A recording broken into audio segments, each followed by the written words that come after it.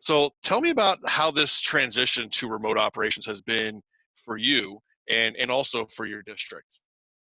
Um, well, as a CTO, it's like you be careful what you wish for because, we've been very interested in creating an online learning environment for our students, with 21st century skills, collaboration, creativity.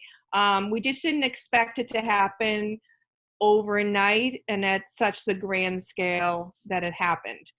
Usually when you roll out these initiatives, which we have been doing in our district since I came on board about 4 years ago, and it's really hard to roll this out and differentiate trainings for teachers and students and parents. I think some of my biggest challenges is trying to teach and train teachers on online tools using an online platform.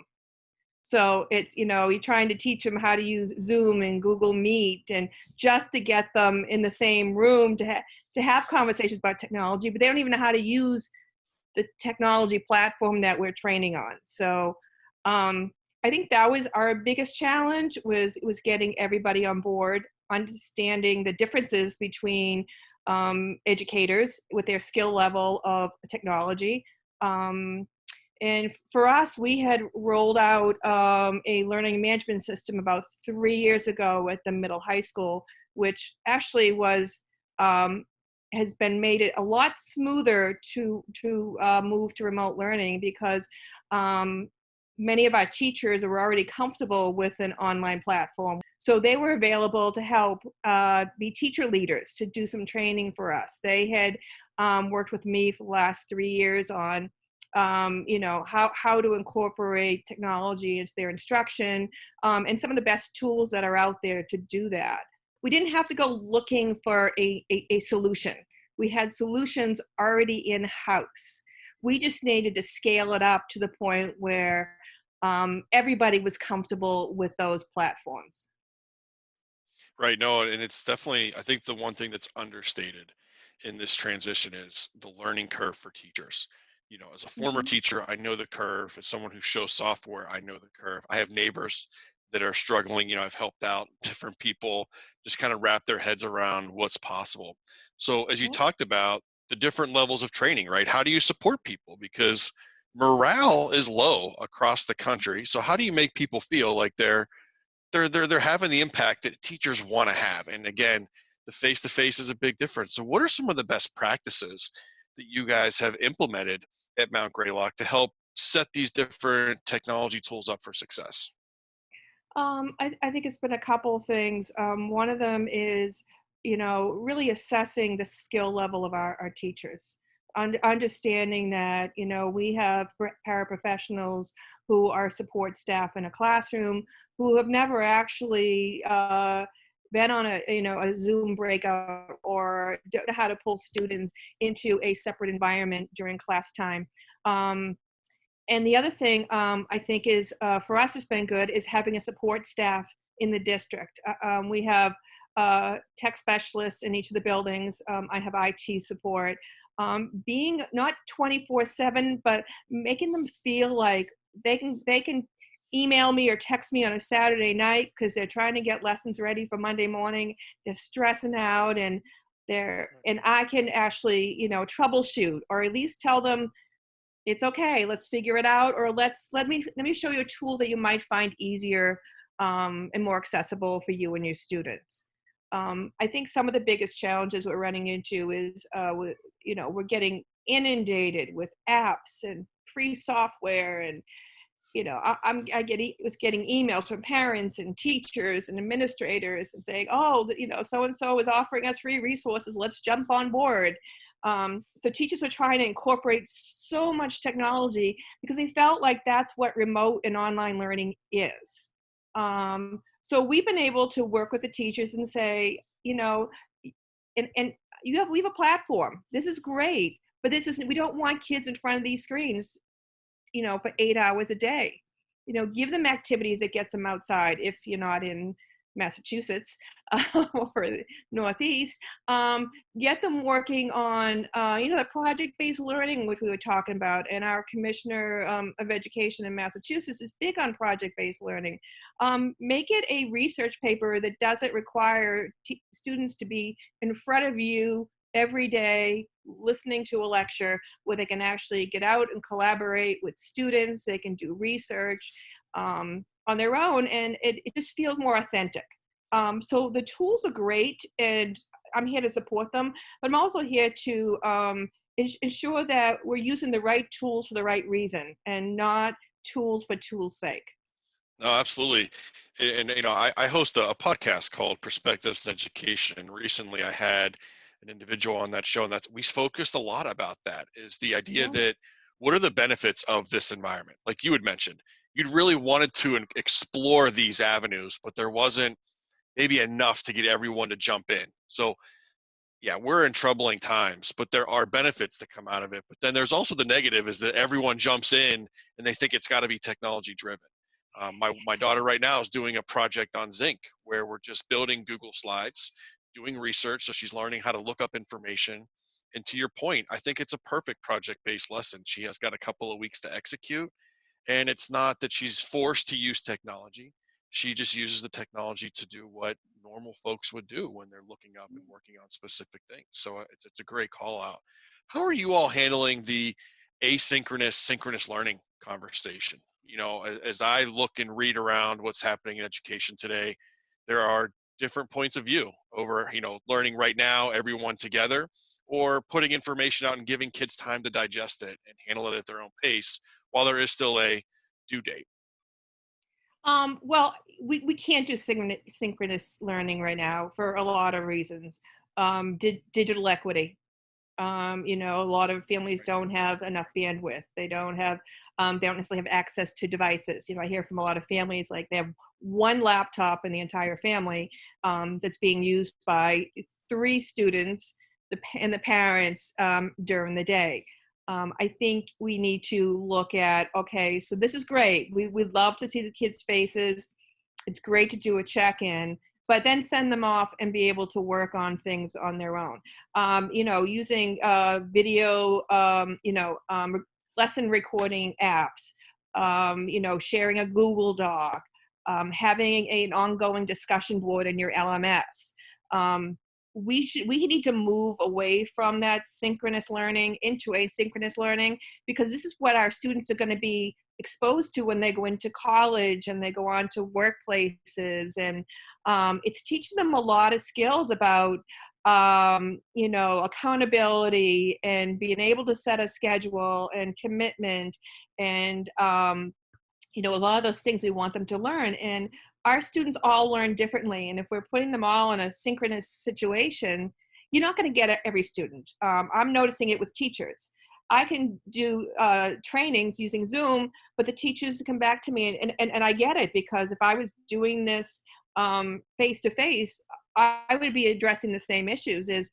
All right, I watched what you did, but I need someone to walk me through this. I need to do this hands-on.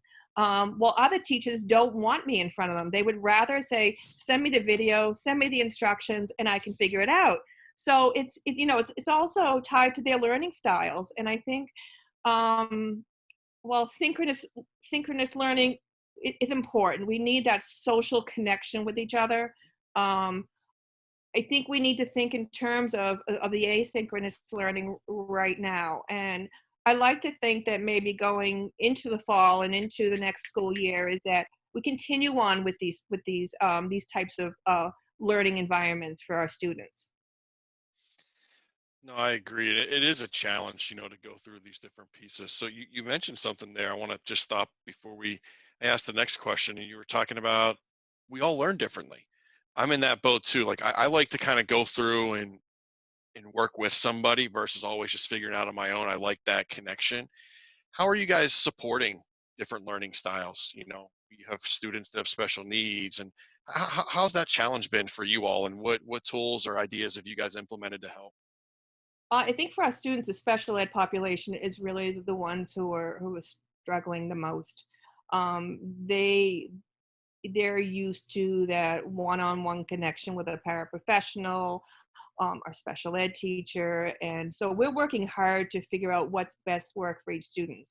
We're actually, some of the tools we're using right now, we were planning on implementing them in the fall. So we just decided to push it forward, and looking at tools that really help assess a learning style, really support our students, especially our special needs students.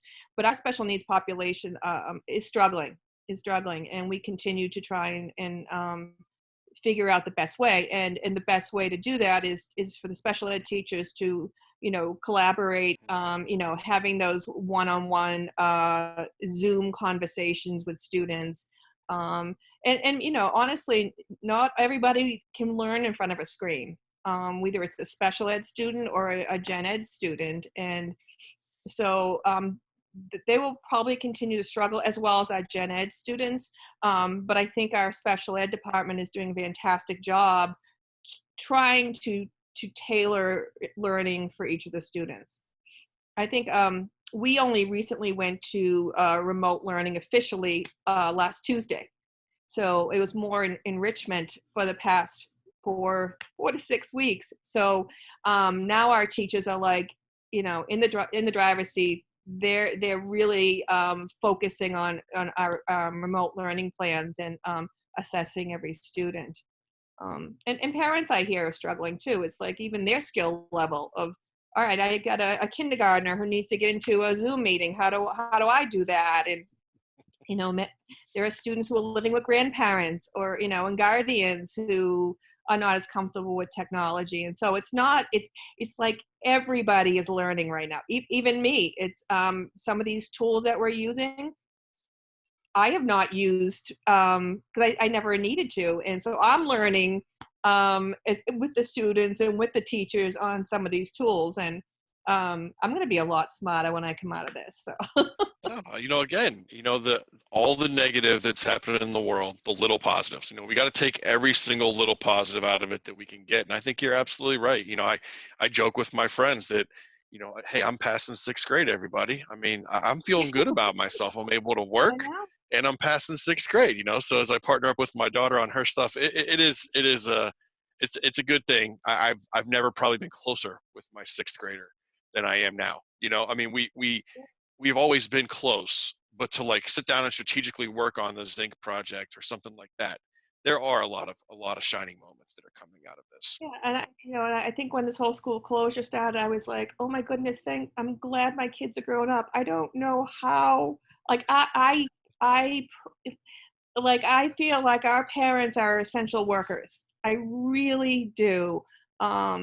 Because they're in the trenches with this. They're all of a sudden, having to support students, not only with curriculum, but with the technology as well. So, and the teachers are doing a great job of reaching out to them, but it's been hard, but I see some successes. I see some wins in all this. And like I said earlier, it's like I hope we don't go back to completely brick and mortar learning, especially for our upper grades. I'd like to see that the teachers are excited about how the kids are learning, the students are excited, and we can continue on with having an online component for every curriculum and every classroom. No, absolutely. I think great points all around. So as we approach the end of the year, what are you all going to do? How are you going to wrap up your year? And I'd like you to address it in 2 ways, if you don't mind. I have a friend across the street. She's a senior. What are you all doing at Mount Greylock Regional School District for your seniors? And then just the second half of that question is, how are you going to wrap it up just for everybody in general? So you're talking about about the graduation and those kind of things, or just in grades? Okay. Yeah, grades, graduation, the whole thing. It's a challenge all around. It's probably an ever-changing thing. You probably don't have a full plan put together yet. So. No, we don't. And having been a former math teacher and teaching seniors, like I feel their pain, because and having been a student council advisor, it's like it's so difficult. But what middle high school principal and assistant principal have done a fantastic job of giving the students a voice, having them determine how we're going to do class night, how are we going to do scholarship awards, how, what is graduation going to look like, and, do we want to push it out until this is all over and have a true graduation, or do we want some kind of hybrid of what we would have and having online? So for us, it's right. We're currently just gathering data from our students and seeing what works best for them. Because honestly, they're not and they're delusional about the reality of the world right now. They understand it. Unfortunately, we wish they weren't involved in this. Especially, this is a memory that they will never forget. But our district is doing a really good job of being able to give them a voice, celebrate them in any way we can, including putting banners up all over the 3 towns that we have, and just really finding ways to celebrate our seniors, so that they have a positive memory of senior year, as opposed to right now more negative than anything else. I think our thing is trying to keep them motivated till the end of the year, and our teachers are doing a really good job with checking in with the seniors. We're also looking at students who possibly would not have graduated, but in our district, because our teachers have been so involved with the students and as well as administration, we don't have anybody not graduating. We've already addressed those at-risk students, which most districts should have already addressed them before they got to March. If you're Absolutely. addressing them now, there's something. So all our students will graduate, which is fantastic. Yeah, I know. I'm not taking any credit for this. No, that's an amazing feeling when you can I say know. that. I've worked at a high school, and man, you put a lot of effort into those kids that are going to be so close, and to hear that they're all going to make it, that's a great feeling. Yeah, and we've been addressing the at-risk students for a long time. So whether they're coming into the middle high school at 7th grade or coming into kindergarten, we're trying to. We don't want by senior year to then say, "Oops," we want to be able to address them. Right. So how about with the student information system? Like, how are you going to handle grades for everybody else? How's that going to work? Well, that's what we're addressing. Another thing we're addressing now, and partly is we're waiting for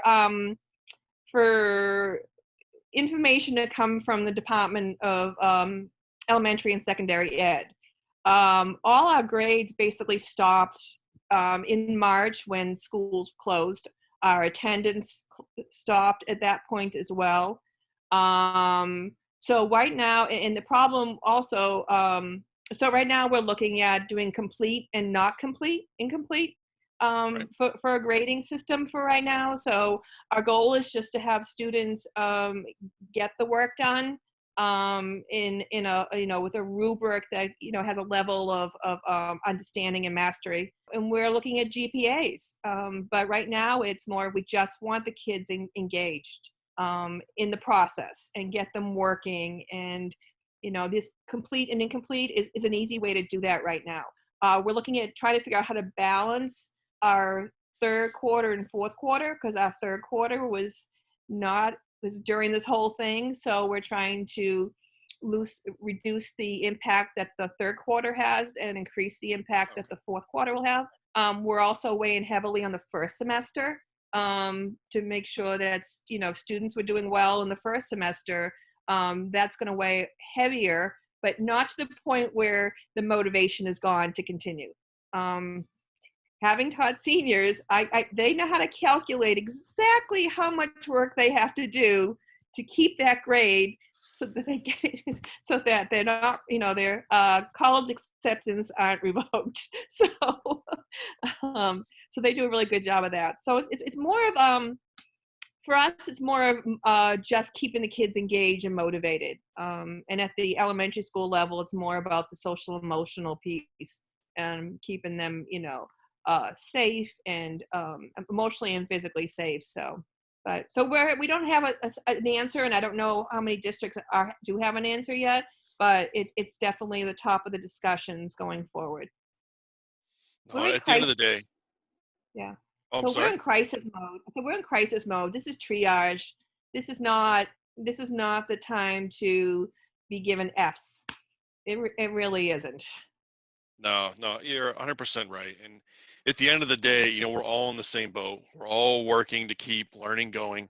We're going out of our way, trying, new applications, trying whatever we can to make sure that our kids are supported in this tough time. And I want to just give a shout out to you all. I mean, it looks like, a lot of districts, it seems like, in my opinion, you guys haven't forgot about the teachers. And in Mhm. some areas, I think teachers have been forgotten. Not that worrying about the kids isn't important, but I have neighbors again that are working 10, 12-hour days because just learning has changed in the way they assess and they review information, and they're learning to adapt and grow as well. So a huge shout out to you all, because you have that whole perspective, right? The students are going to be more successful if the teachers are satisfied, if the teachers are happy, the teachers believe that what they're doing is having an impact. And I give you guys credit for not just forgetting that, hey, we got to teach the teachers what they're doing so that they can be as effective as they can be. And then the students will follow suit. Well, yeah, that's support of a graduate. What do we need? How can administration support the teachers so the teachers can support the students so the students can be successful? Um, and we're still learning, but we're understanding the overwhelmness. We're checking in with the teachers all the time. We're giving them the resources they need, both videos, training sessions, or just get on a call with them and say, hey, it's okay, you're not failing, you're doing really well. Let me see how I can help you. And they appreciate that, because that's my job as a district administrator is to support them, because like you said, if they're not successful, our students won't be successful. So I Yeah. praise them myself. I thank every day that I get to work with them because they're doing amazing work. No, that's awesome. So again, Eileen, we're going to let you get going. We appreciate you giving us some of your day to talk about what you're doing at your district to support everyone. And we'll give you a chance. Anything you'd like to say before we head out? Um, I just can't wait to see the kids and the teachers in classrooms in the fall. I Amen. think that's my goal. That's all I wish for, and No, everybody being healthy.